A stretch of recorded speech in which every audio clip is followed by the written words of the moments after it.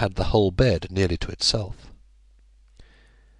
I was looking at this flout, thinking of it, but wondering all the while whether Mr. Aldobrand would say the diamond was worth £10,000, or 50, or 100,000, when I heard him speaking, and turned round quick. "My sons, and you especially, son John," he said, and turned to me, "this stone that you have brought to me is no stone at all, but glass, or rather paste, for so we call it. Not but what it is good paste, and perhaps the best that I have seen, and so I had to try it to make sure. Against high chemic trysts no sham can stand.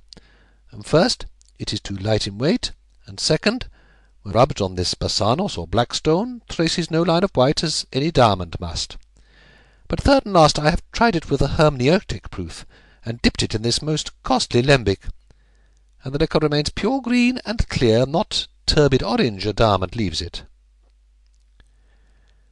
As he spoke, the room spun round, and I felt the sickness and heart-sinking that comes with the sudden destruction of long-cherished hope. So it was all a sham, a bit of glass for which we had risked our lives. Blackbeard had only mocked us even in his death, and from rich men we were become the poorest outcasts.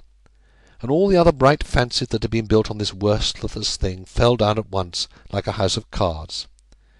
There was no money now with which to go back rich to Moonfleet, no money to cloak past offences, no money to marry Grace. And with that I gave a sigh, and my knees failing should have fallen had not Elzevir held me. "Nay, son John," squeaked the old man, seeing I was so put about, "take it not so hardly, for though this is but paste, I say not it is worthless. It is fine work as ever I have seen, and I will offer you 10 silver crowns for it, which is a goodly sum for a sailor lad to have in hand, and more than all the other buyers in this town would bid you for it." "Tush, tush!" cried Elzevir, and I could hear the bitterness and disappointment in his voice, however much he tried to hide it.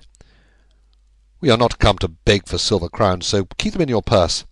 And the devil take this shining sham, we are well quit of it. There is a curse upon the thing."